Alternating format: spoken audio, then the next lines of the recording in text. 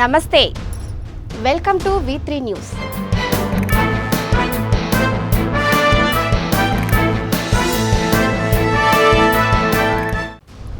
ఆడపిల్లగా పుట్టడమే శాపమా?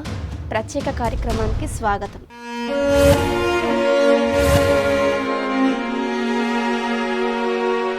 సృష్టికి జీవం పోస్తూ సమస్త మానవాళి మనుగడకు ఊపిరిపోసిన మహిళ అమ్మగా, చెల్లిగా, అక్కగా, వదినగా, కోడలిగా ఎన్నెన్నో బాధ్యతలను మోస్తూ పుడమిపై తన సహనానికి ప్రత్యేకగా నిలుస్తుంది మహిళ. అందుకే ఈ లోకానికి వెలుగు దీపిక మహిళే అని చెప్పక తప్పదు. వెలసిన దేవతలందరూ అమ్మగా కొలుసు పూజలు, యాగాలు, యజ్ఞాలు చేస్తూ ఇంకోవైపు అదే మహిళలు పసిపిల్లగా ఉన్నప్పుడే నలిపివేసే పురుషహంకార లోకంలో మహిళకు మనుగడ లేదా? దశాబ్దాలు దాటి శతాబ్దాలు దాటిన ఆధునిక కాలంలో సాంకేతిక రంగంతో ఒకవైపు దూసుకెళ్తుంటే ఇంకా ఆటవిక పోకడలో మానవ జీవన విధానాన్ని చూసి అడవి నీతి కూడా సిగ్గుపడుతుంది. మహిళకు మనుగడే లేదా అన్న ప్రశ్న అందరినీ కలిచివేస్తుంది.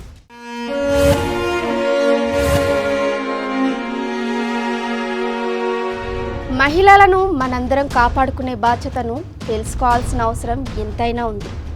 ఇలాంటి బాధ్యతలు తెలిపే ప్రయత్నం ఇప్పుడు చూద్దాం. మగువ, ఈ లోకానికి వెలుగు నీవే అంటూ ఎన్నో సినిమాలలో పాటలు ఎన్ని రాసినా, వేదికలు పెట్టి మహిళలకు సన్మానాలు, సత్కారాలు చేసిన చిన్నారుల జీవితాలను చిదిమేసే రాక్షసులు ఈ పుడమిపైనే సంచరిస్తూ మనలోనే నివసిస్తూ నరహంతకులుగా మారుతున్న సమాజం చూస్తూ సిగ్గుపడాల్సి వస్తుంది. ఈ తరుణంలో ఆడపిల్లలను కని పెంచాలంటేనే భయం పుడుతుంది ఈనాటి ఆధునిక తల్లిదండ్రులకు.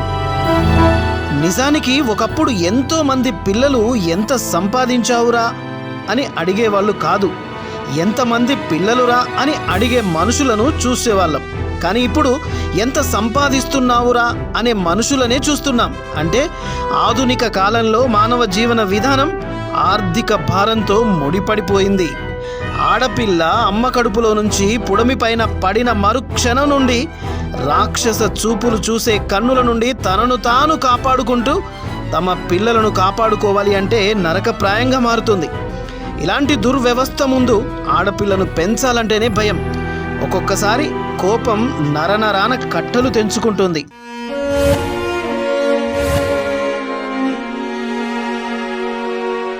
ఆడపిల్లగా పుట్టడమే శాపమా? ఆడది అంటే అంత అలుసా? గడప దాటిన ఆడది అంటే సభ్య సమాజానికి చిన్న చూపేనా?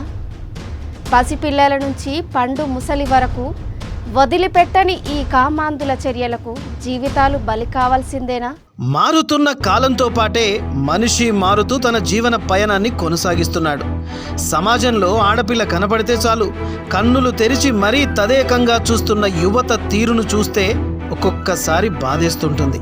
నిజానికి ఆడపిల్లలను అల్లరి చేస్తూ రాక్షసానందాన్ని పొందుకునే యువతను చూస్తే వాళ్ళు ఓ తల్లి గర్భం నుంచే వచ్చారన్న మాటను మరచిపోతున్నారేమో.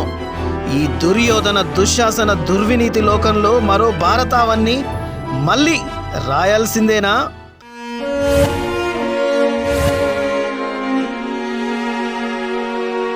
చదువుకున్న చదువులు, నేర్పిన సంస్కృతి, పెంచిన తీరు ఎక్కడ పోతున్నాయి అన్న యక్ష ప్రశ్నలు ఎన్నో మన మనసులను కలిచివేస్తున్నాయి. ప్రతిరోజు ఎక్కడో ఓ చోట ఆడపిల్లపై అత్యాచారానికి వడిగడుతున్న కామాంధులను ఈ చట్టం ఎన్ని శిక్షలు వేసినా సభ్య సమాజం మారదే అన్న బాధ, ఆవేశం కట్టలు తెంచుకుంటోంది.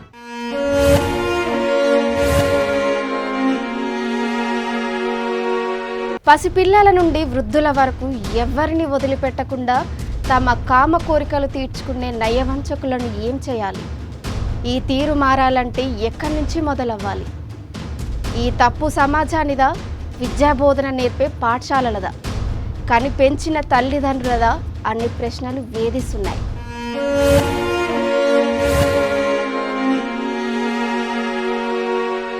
సమాజంలో కామాంధులకు ఎన్ని శిక్షలు వేసినా కొన్ని చట్టానికి వచ్చి శిక్ష పడ్డా లాభం లేకపోతుంది. ఒక్కొక్కసారి కన్న తండ్రే కన్న బిడ్డపై అత్యాచారం చేశారన్న వార్తలు వింటూనే ఉన్నాం. మరొక్కసారి మన ఇంట్లోని రక్త సంబంధికులే ఈ దారుణాకృత్యానికి చేయడం మరీ వింటున్నాం. ఏది ఏమైనా మొదటగా మన ఇంటి నుంచే ప్రారంభం అవ్వాలి.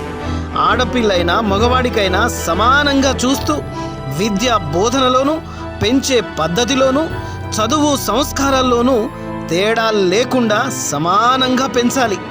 అంతేనా అనుకుంటే పొరపాటే. ప్రభుత్వంపై పెద్ద భారమే ఉంది. ఇక విద్యాలయాల్లో ప్రాథమిక విద్యా వ్యవస్థ విధానాన్ని మార్చాలి. అందుకు ప్రభుత్వం శాసనాల ద్వారా తగు నిర్ణయ ఆలోచనలు చేయాల్సిన అవసరం ఉంటుంది.